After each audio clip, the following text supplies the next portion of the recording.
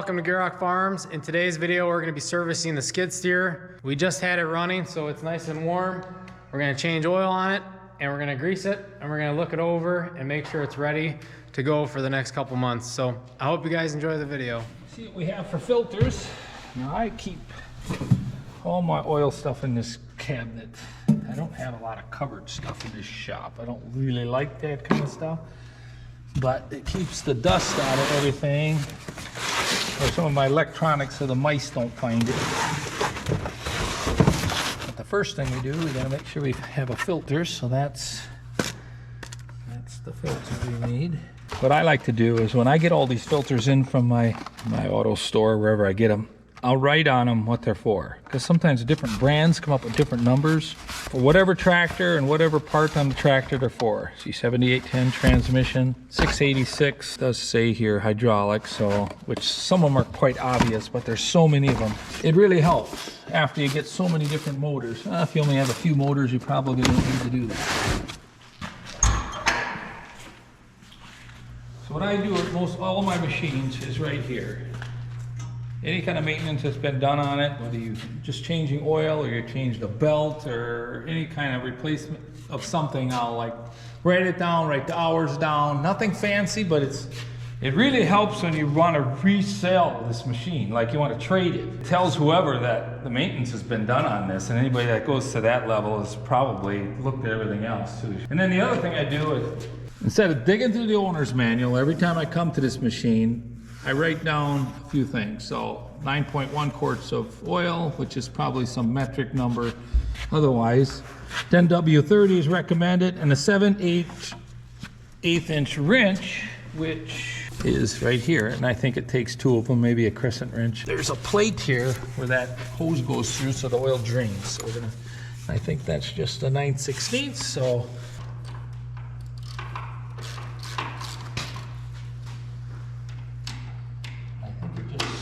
Down. So one bolt comes out and one just stays in. So you take yours out. Can you get that side out?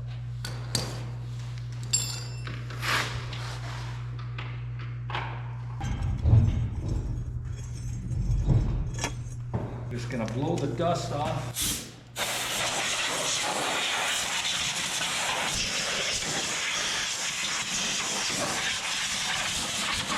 Now this is something I do pretty often. I mean, these machines, everything is so compact in here, it's really hard to, straw and stuff gets sucked in there and it's hard to get it all back out. So there's our 7/8. Crack it loose. And we always try to do this so you don't spill any on the floor, but it just never fails. You always end up spilling something. So anyway, this is gonna drain a little bit. And then we're gonna get our filter changed out. And you see here, I always write the hours, the month, and the year. And we're pushing somewhere around 200 hours already, so it's time. Sometimes just all the starts and stops, the motor, you get all that condensation, so you end up getting water in your oil over time. It's not even so much the hours, it's the time, and then starting it cold all the time and warming it up millions of times, so. It's almost impossible to get some sort of container under here because a little oil is going to come out here. And I would have to cut some sort of container apart to slip it under there. So I always end up with a little bit of oil draining down between a bunch of stuff that you don't really want to happen. So there's going to be a little there. Maybe we get lucky. We're not going to catch it all, but we got most of it. You know, we have to kind of spill away so we can wipe it away. And see, here's another thing. Even on a vehicle, sometimes up underneath, that little guy stays on there, and then you're putting the new one on, and it's not sealing up right. I was going to make sure that one came off with it. Here it's a little more obvious, but not on every machine. This one's a little taller. It's the one they sold me. It says lube filter. Let's see, our thread pattern looks the same, so must be an updated version of a filter. But anyway, I just gotta make sure it's gonna fit. I'm just gonna run out of Bobcat, so I'm not gonna. Now, what I do, take a little dab of oil, put put on your gasket. Otherwise, your gasket sometimes will ball up on there. I try to keep the wrapper somewhat on so to smooth the thing anymore.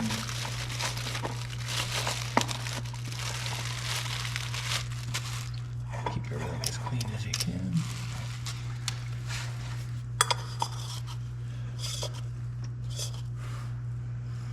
There we go. Then what I'm going to do is check my hour meter and write on it. 25:52.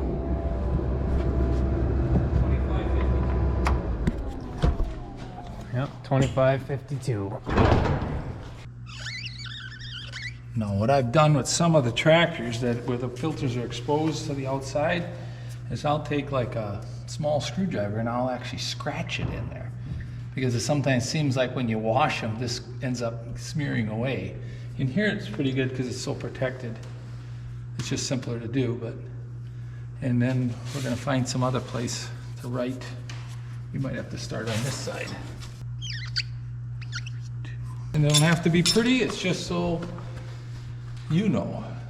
This is a Tier 4 motor, and it's very fussy with the fuel.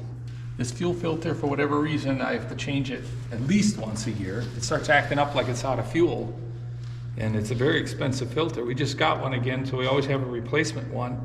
It's like an $80 filter, and I've never had a machine that particular with the fuel. And we got filters on our fuel barrels on the farm here too, but they don't filter out enough.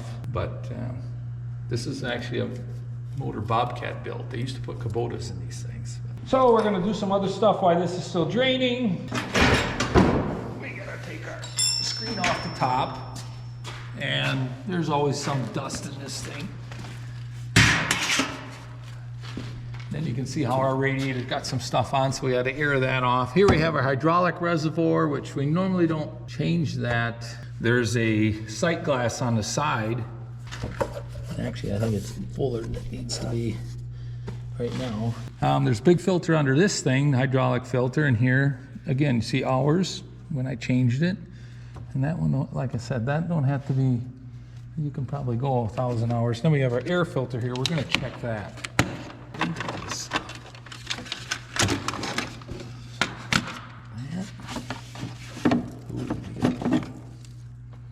We got a little bit of junk going on that. Now that one I don't have, so I don't have a replacement for it anyway.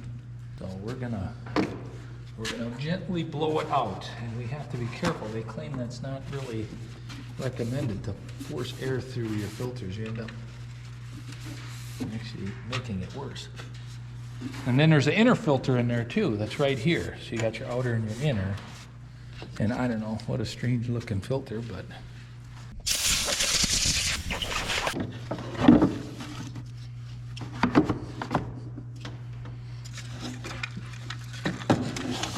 So it's, at least it's not new, but it's still better than it was. So typically I'll do this every time I change oil. And I think a lot of the dust comes from like when we're bedding cattle. Okay, so we got that.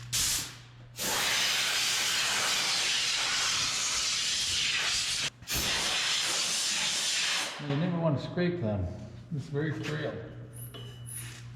Most radiators anyway.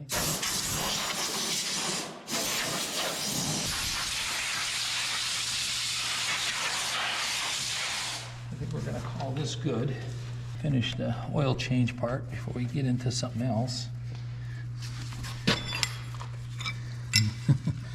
The one thing you don't want to do is get distracted, go answer the phone or something, and forget to put the oil back in. Never heard of anybody actually doing that, but so when you start with something like this, you just keep the mentality, let's get it done. So he's back in there. Put our little plate back in.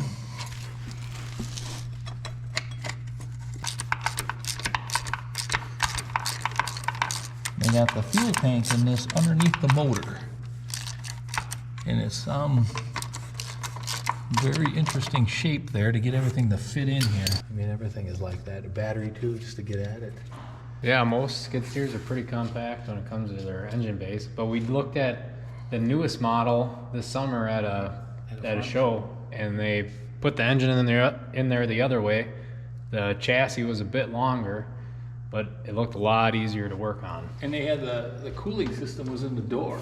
Yep. A lot of the components were put onto the door, so the door was a little thicker. And all skid steers, I think, are struggling with that, keeping them packed, but yet so you could easily work on them. And I think the battery was underneath the operator.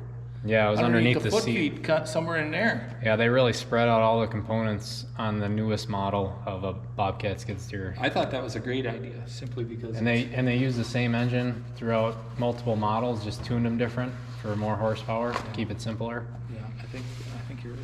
So not sure how well they hold up, but it looked a lot easier to work on.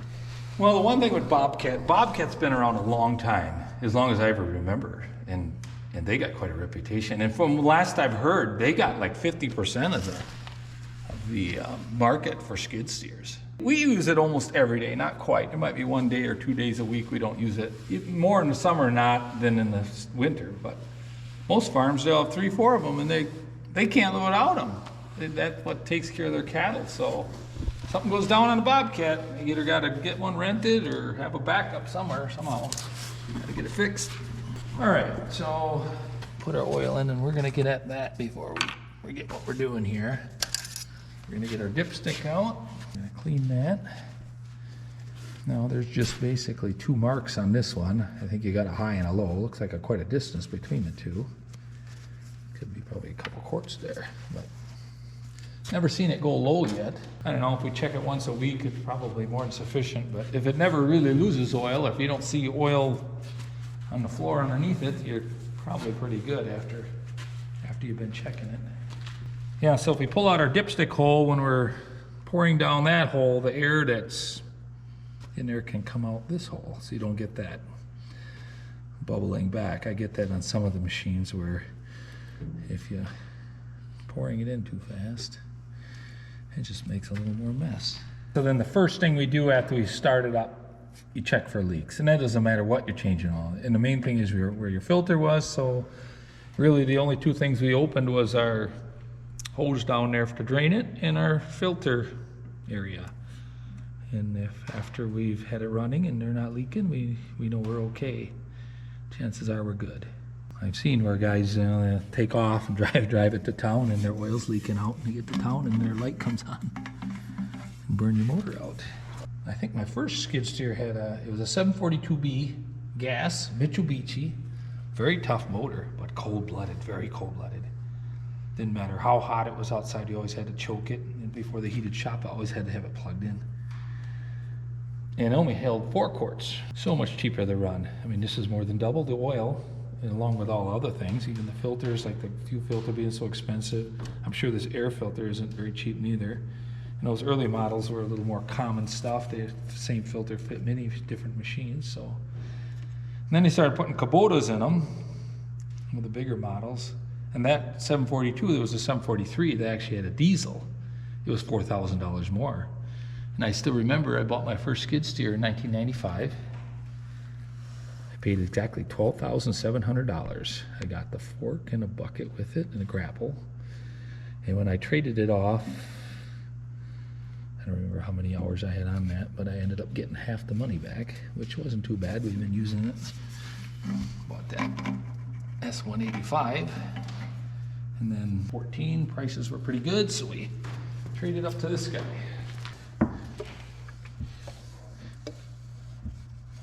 So we're almost into the warm months, so some of the tractors we were looking at already, we're going to want to get some of those oils changed, so we do more of it in the spring. There's a few things that get done throughout the year, but this one I might have to change up several, maybe 2 to 3 times a year. We don't put nearly the hours on, some guys do, but because when it runs, you start it up 2 minutes, you load up a load of whatever. Even when we load feed, it's maybe put 10 minutes on, 15 minutes, 20 minutes. Well, it take a long time to get hours on that, even though you start and stop it a million times. It all adds up. So that's why these machines really take kind of a beating. And you think you're bouncing around, this motor is dancing all over the place. It ain't like a car where it's always on a smooth surface. This thing is literally rocking. And our level is above our mark, so it'll probably be where it belongs once we run it. So we're going to grease it up. And I grease it more times than I change oil. I'll grease this thing up maybe twice a month even. And sometimes just this carriage in the front, there's maybe, like in here, these pins, you know, there's a lot of spots that don't move that much that you can maybe cheat a little more on, but like every machine, there's always a few spots that just need more. And grease is cheap. Even if it's a cheap grease, it still is better than no grease, and I think the big thing is it actually gets greased. What do you think of that electric grease gun, Dad? Like that? Yeah, somebody bought this for themselves, and I don't know. It's nice. I like the long hose. I never used it enough, so I just brought it back here. You end up helping on the farm, so he's got this fancy grease gun at home, and he's busy with my hand pump ones, which that we grew up with. So I said the heck with it and brought the nice grease gun here. So I think the farm kind of inherited it. You can hear. Here's another thing. You see a loose bolt here. It's just for a step, but still. And see, when you do maintenance, you see those things. You never see it. The next thing you know, something's lost, and you have to find something to replace it. Go right around. You know, back before the heated shop, the machine like this was in a cold spot, and all the grease is really stiff, and you didn't want to grease it. I mean, you really had to struggle to get the grease to go into the joint. We tried to pick out warmer days to do stuff like this. Well, now it all starts out at room temperature. And those grease banks, like on the manure spreader now, they got those grease banks. That's nice. You can pretty much grease the whole machine from one area. There's a couple Zerks places where they can't do that. this newer model Bobcat, it doesn't have an actual key. It's all built in. It's all digital screens and push buttons. You can work your way through the menu and configure it however you want, and it'll throw codes at you. And then over here you have actual gauges for your temperature and your fuel, along with your hour meter. And they got their safety device like a lot of other skid steers. You can punch in a code instead of a key, so, and then you're able to change that code too. I mean, this thing will tell you everything on that screen, everything but the time in Tokyo. This one is the foot pedal configuration for your bucket and your boom, and then for driving it's your standard levers. But the one thing about these Bobcats, some of them are set up so you have to actually have the seat belt latched in order for it to go ahead. You can start them, but you can't move them. But this one has got the seat bar. Seat bar's got to be down. As soon as, if I go over a large enough bump, and that seat bar jumps a little bit, it will lock your machine up. Your boom and your Bobcat will, like if somebody put a brake on. So, and then you have to set your bar up and back down, kind of reset itself, and then push your go button again. It's kind of safety feature. Some of it's good. I like the seat bar deal, something to lean on. For some of you that might be wondering, this is a climate controlled cab. He's got heat and AC, but he likes to take the door off so he can see. And it does help a lot. There's a lot more visibility, and it doesn't get dirty. You don't have to clean it, obviously, because we just take it off. See, my first skid steer didn't have any glass at all. And then my second one came with glass in the door, and it just really bugged me, because the first time I used it, I felt like sometimes I like to leave the bucket up just a little bit. If it's not all the way down, you can't get the door open. I mean, most guys have used them a lot, probably replaced their door a few times, unless we're out plowing snow all day. So what happens here in these cattle barns, they're usually dressed pretty good anyway, but we're getting in and out all the time. And then, like you said, the visual, you know, you gotta have that glass pretty clean. It ain't like a cab tractor where you're up higher and your glass stays cleaner. This thing gets pretty dirty, and it obstructs a lot of view, so then you end up bumping gates and maybe wrecking some things around your buildings that you normally would maybe see, because you know it does take away more of the view. But I have it, and it only takes seconds to put on. You got a latch here, and I think there's yeah, they just basically slip in here, There's a little harness that hooks up because there's a windshield wiper on it too. So we have it. In the summer, I like to take the glass out. And it's kind of something you have to do anyway. It's just a bunch of small bolts because you can't clean the inside. And like if you're using it at night, you get that reflection, like a mirror type reflection. That just drives me crazy. So it gets to be around November I put it in. So I'll take it out in the spring, clean it up, we'll put it up on a shelf in the other shed. So it's only minutes to put this stuff in. It's nothing. Then it's less likely it gets broke if it's only in there half the time. And my door looks like brand new. So think about it. We traded off. We got a brand new door. Really, it's the first thing you'll notice when you look at it. Yeah, they'll probably think that we like broke it or something and had to buy a new door. They won't think that's the original door. Well, it's probably good thinking because that's what happens to most of them. It just is. That's how it is.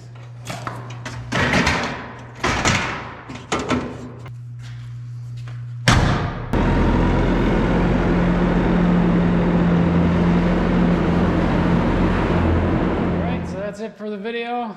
That's a service for the S570. It wasn't a complete service. I know I learned a couple extra tips and tricks. I hope you guys enjoyed. If you haven't already, make sure to go check out our Instagram and our Facebook page. There's extra content on there. I post a lot of pictures on there. But anyways, we'll see you next time.